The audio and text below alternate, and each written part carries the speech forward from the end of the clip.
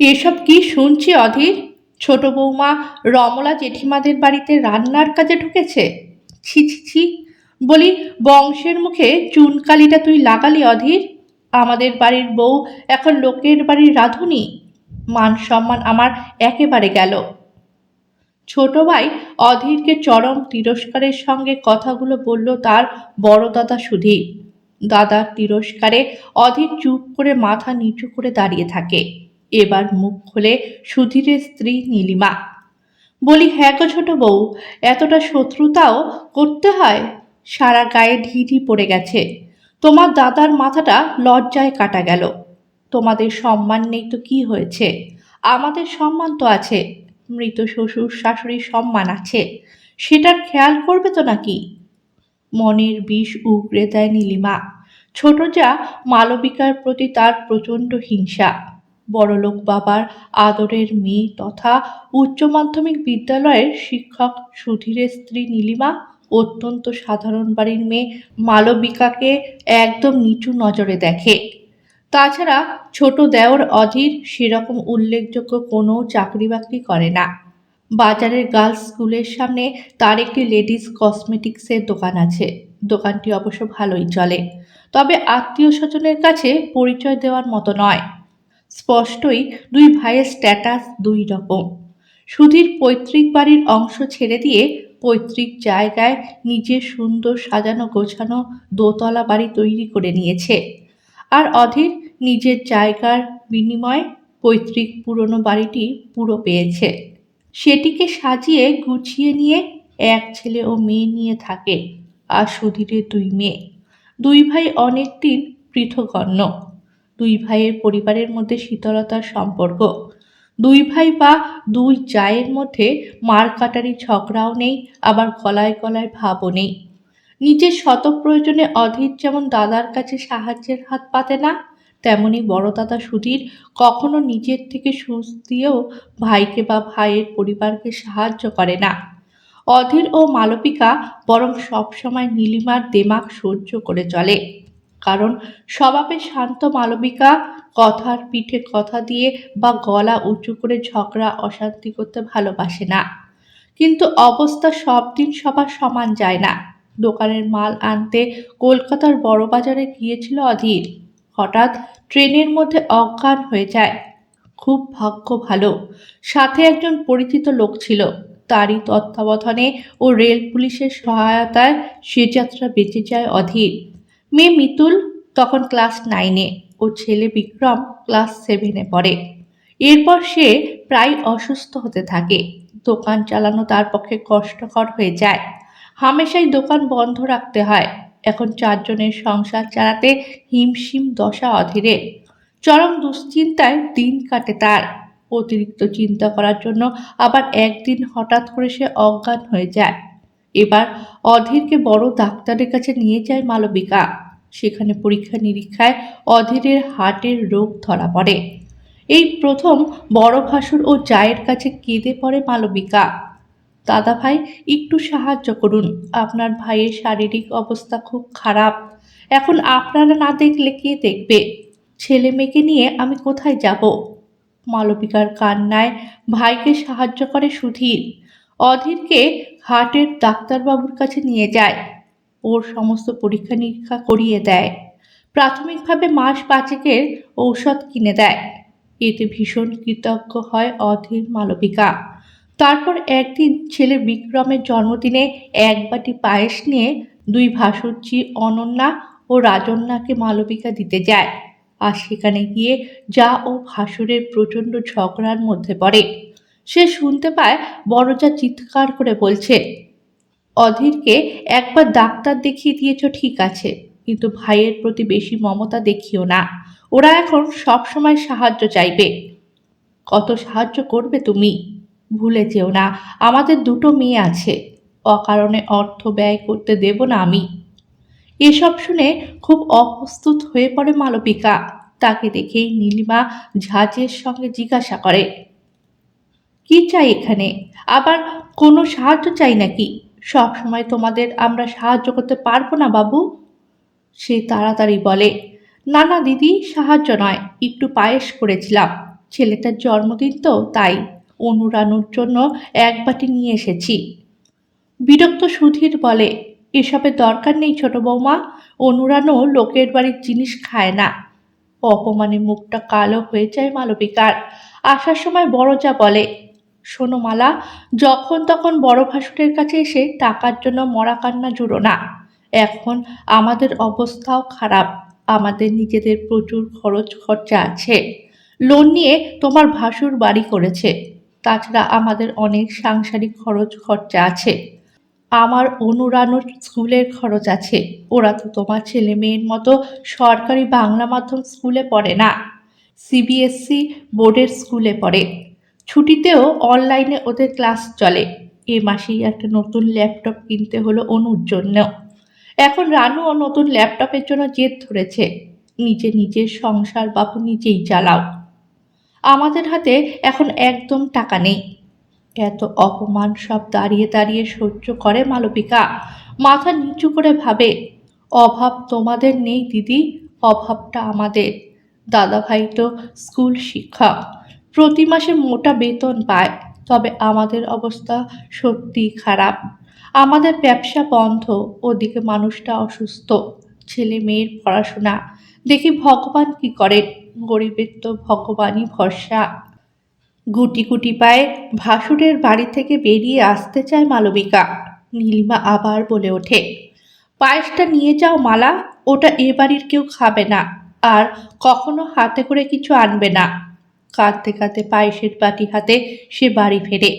এদিকে সংসারের অবস্থা খুব খারাপ। মিতুল ও বিক্রম স্কুল ছাড়াও বাড়িতে দুটো টিউশন পড়ে। মিতুলের সামনে মাধ্যমিক পরীক্ষা। এই দিশেহারা অবস্থায় একটা অপ্রত্যাশিত প্রস্তাব আসে। পাশের বাড়িতে অধীরের গ্রাম সম্পর্কে রমলা জেঠিমা ও বিমলেশ জেঠু দুজন বৃদ্ধ বৃদ্ধা থাকেন। হঠাৎ একদিন রমলা জেঠিমা অসুস্থ হয়ে পড়েন। ওদিকে তাদের এক মেয়ে বেঙ্গালুরুর বাসিন্দা, আরেক মেয়ে সুরাটে থাকে।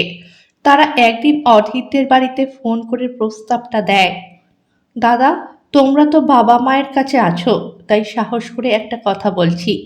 বাবা মা তো অসুস্থ হয়ে পড়েছে, তাই মালা বৌদি যদি বাবা মায়ের দেখাশোনা ও দুবেলার রান্না বান্নাটা করে দেয়, তাহলে আমরা খুবই উপকৃত হই।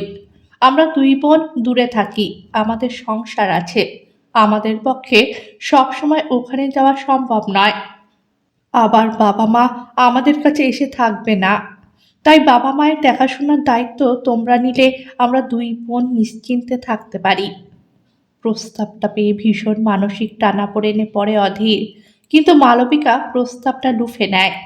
স্বামীকে বোঝায়, আমরা প্রয়োজনে কাজ করে খাবো, এতে লজ্জা কি?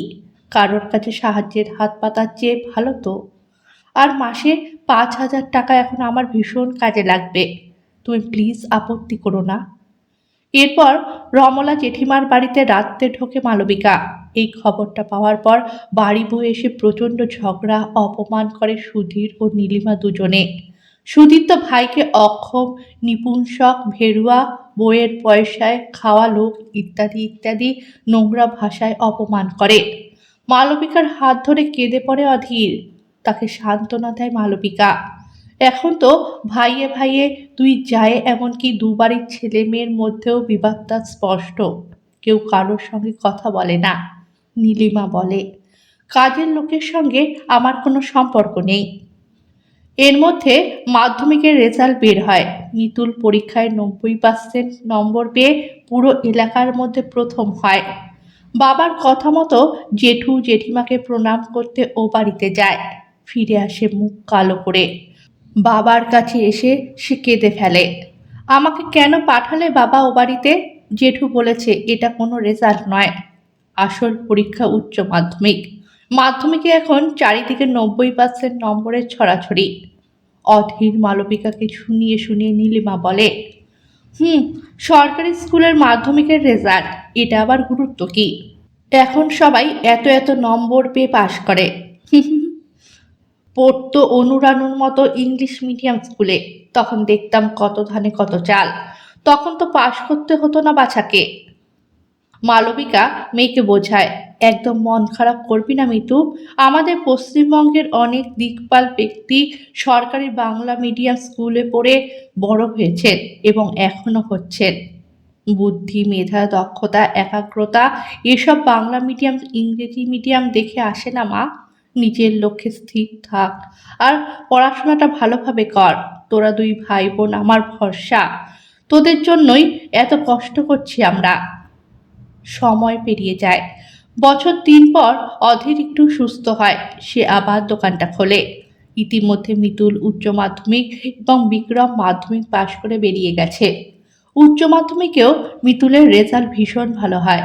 উচ্চ মাধ্যমিকের পর স্কুলের স্যারদের পরামর্শে সে নার্সিং ট্রেনিংয়ে ভর্তি হওয়ার পরিবেশিকা পরীক্ষায় বসে এবং সেখানে কৃতকার্য হয়ে জিএনএম নার্সিং ট্রেনিং কোর্সে সরকারি কলেজে ভর্তি হয়ে যায়। মিতুল নার্সিং ট্রেনিং পেয়ে যেতে ওর জেঠিমা হিংসায় জ্বলে যায়। জেঠু সুধীর মনে মনে ভাবে, এরপর মিতুটা চাকরি পেয়ে যাবে আর আমার মেয়েরা কেউ নিজের পায়ে দাঁড়াতেই পারল না। কারি কারি টাকা খরচ করে ওদের ইংরেজি মাধ্যমের ভালো সিবিএসসি স্কুলে পড়ালাম, কিন্তু দুটোর রেজাল্ট মোটামুটি হলো। ওদিকে লোকের বাড়িতে কাজ করে ছোট বৌমা ছেলে মেয়ে দুটোকে পড়াচ্ছে আর দুজনের রেজাল্ট খুব ভালো হচ্ছে। মিতুর মতো বিক্রমও ঠিক নিজেকে দাঁড় করিয়ে নেবে। এদিকে আমি হাই স্কুলের শিক্ষক, আমার মেয়েরা কেউ প্রতিষ্ঠিত হলো না।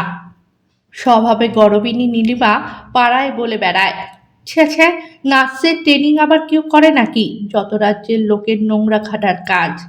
মালবিকা অধীর যথারীতি কোনো প্রতিবাদ করে না, তারা নিজের আত্মোন্নতিতে মন দেয়।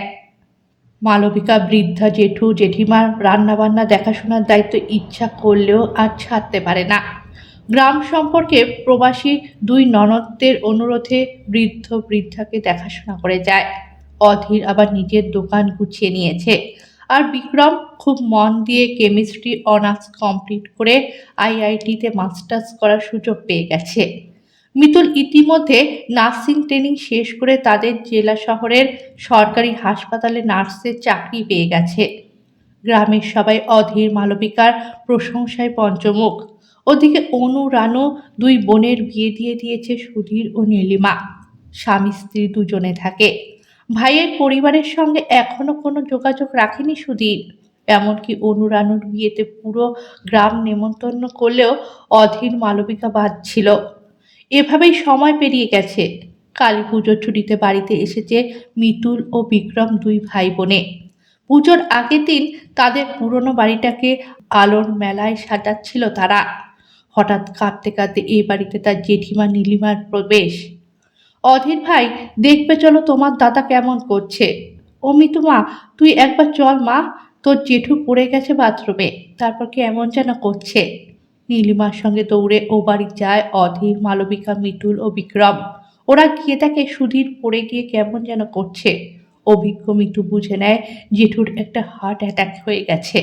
সে বিক্রমকে বলে, তুই তাড়াতাড়ি যা ভাই, বাবা তো হার্টের রোগের ওষুধ খায়। এখন আমি যে ওষুধের নাম বলছি ওটা তাড়াতাড়ি নিয়ে আয়, জেঠুকে ওটা এখনই খাওয়াতে হবে। দিদির কথা মতো দৌড়ে বেরিয়ে যায় বিক্রম। ওদিকে অধীর সামনের ক্লাবে গিয়ে কয়েকজনকে খবর দেয়। ক্লাবের সবাই তাড়াতাড়ি গাড়ি জোগাড় করে চলে আসে। মিতুল ততক্ষণের নির্দিষ্ট ওষুধটি জেঠুকে খাইয়ে দিয়ে তার প্রাথমিক চিকিৎসা আরম্ভ করে দিয়েছে। তারপর সবাই মিলে সুধীরকে শহরের হাসপাতালে নিয়ে যায়। মিতুল সেখানে নিজের পরিচয় কাজে লাগিয়ে জেঠুকে এমার্জেন্সিতে ভর্তি করে দেয়। পরিচিত কার্ডিওলজিস্টকে ডেকে এনে জেঠু তৎক্ষণাৎ চিকিৎসা করায়। ডাক্তারবাবু বলেন, আপনি সঠিক সময়ে ওষুধটি দিয়েছিলেন সিস্টার, তাই আপনার জেঠু এ যাত্রা বড় বিপদের হাত থেকে বেঁচে গেল। তবে এখন ওনাকে কিছুদিন হাসপাতালে অবজারভেশনে রাখতে হবে। আমরা কতগুলো টেস্ট করাবো। এখন এই ঔষধ ও ইঞ্জেকশনগুলো কিনে আনুন। নিজের মেয়ে অনু রানুকে বারবার ফোন করে নীলিমা। অনু তার শ্বশুরবাড়ির পারিবারিক কালী পুজোতে ব্যস্ত, তাই আসতে পারে না। ওদিকে রানু স্বামীর সঙ্গে কাশ্মীর বেড়াতে গেছে। পুরো কালী পুজো, দীপাবলি, ভাইফোঁটা ব্যাপী 5 দিন হাসপাতালে পড়ে থেকে জেঠুকে সুস্থ করে বাড়ি ফেরে মিতুল, বিক্রম। ততদিনে বড়দির পাশে ছোট বোনের মতন দাঁড়িয়েছিল মালবিকা। ভাসুর বাড়িতে ফিরলে দুদিন ধরে ভাসুর চায়ের জন্য দুবেলা রান্না করে দিয়ে যায় সে। অধীর দাদার জন্য ওষুধ, ফলমূল সব কিনে এনে দেয়। বৌদির দোকান বাজার সব করে দেয়। কালী পুজোর পর সুধীর, নীলিমার দুই মেয়ে জামাই এসেছিল বাবাকে দেখতে। ফলমূল, হরলিক্স কিনে দিয়ে 3-4 দিন করে থেকে তারা চলে গেছে। তাদের আর থাকলে চলবে না। তাদের স্বামীদের অফিস আর বাচ্চাদের স্কুল আরম্ভ হয়ে গেছে। বিক্রম মিতুলও চলে গেছে। তবে মিতু তার ফোন নাম্বার জেঠিমাকে দিয়ে গেছে। কোনো অসুবিধা হলে সঙ্গে সঙ্গে তাকে জানাতে বলেছে। জেঠুর চিকিৎসার ব্যবস্থাটা সে পুরো দেখবে কথা দিয়েছে। নীলিমা এখন অনুরানুকে কম, মিতুকে ফোন করে বেশি। জেঠুর ডাক্তারবাবুর কাছে অ্যাপয়েন্টমেন্ট করা, ইসিজি করা, ইকো করা, মাঝে মাঝে চেক আপ করানো সব মিতু করিয়ে দেয়। নীলিমার এখন বড় ভরসার জায়গা মিতু। আরেকটা ভরসার জায়গা অধীর ও মালা। অধীর বলেছে, যে কোনো প্রয়োজনে আমাদের ডাকবে বৌদি, সংকোচ করো না। দাদার এই অসুস্থতায় আমরা সবসময় দাদার পাশে আছি। দাদা বৌদির সংসারে যাবতীয় কাজ, যেমন গ্যাস আনা, ইলেকট্রিক বিল দেওয়া, দোকান বাজার সব করে দেয় অধীর। দাদাকে সে সম্পূর্ণ বিশ্রাম দিয়েছে। এখন ভাসুরের অনুরোধে প্রায় হালকা তেল মশলা দিয়ে রান্না করে এ বাড়িতে দিয়ে যায় মালবিকা। সময় নিজস্ব নিয়মে চলে যায়। তবে তারা নিজেরা নয়, গ্রামের লোকেরাই দু ভাইয়ের তুলনা করে। সবাই উদাহরণ দেয়। সুধীর আর অধীর, দুই ভাইয়ের মানবিকতা আর মানসিকতা দেখো। এক মায়ের পেটের ভাই দুজন, সম্পূর্ণ বিপরীত মেরুর। অনুরানুর সঙ্গে জোরদার তুলনা চলে মিতুর। গ্রামের সবাই মিতুর প্রশংসায় পঞ্চমুখ। মিতু তার গ্রামের সবাইকে সাহায্য করে। সবাই বলে, হ্যাঁ, মেয়েকে মানুষ করেছে অধীর মালবিকা। মিতুল আমাদের গ্রামের গর্ব। সদর হাসপাতালে মিতু আছে বলে আমরা এতটা বল ভরসা পাই। এসব শুনে মুখটা বড়ই ছোট হয়ে যায় নীলিমার। নিজের মেয়েদের সঙ্গে তুলনা করে অনুরানুকে ছোট আর মিতুকে বড় দেখতে কিছুতেই মন চায় না। মিতু যতই তাদের সাহায্য করুক, একটা চাপা ঈর্ষার জ্বালায় জ্বলতে থাকে নীলিমার মন। ওদিকে পারিপার্শ্বিক লোকের কোনো তুলনায় কান না দিয়ে মিতুল, বিক্রম ভাই বোনে এগিয়ে চলেন নিজেদের উন্নতির পথে। বিক্রমের লক্ষ্য বিদেশি বিশ্ববিদ্যালয় রিসার্চ করা, আর বর্তমানে মিতুলের লক্ষ্য বিএসসি নার্সিং কোর্সটা করে নেওয়া। জেদ, ধৈর্য, মেধা, একাগ্রতা, নিষ্ঠা সব নিয়ে একদিন তারা ঠিক পৌঁছে যাবে আরও আরও সাফল্যের উচ্চতম শৃঙ্গে। গল্পটা ভালো লাগলে চ্যানেলটাকে সাবস্ক্রাইব করে পাশে থাকবেন।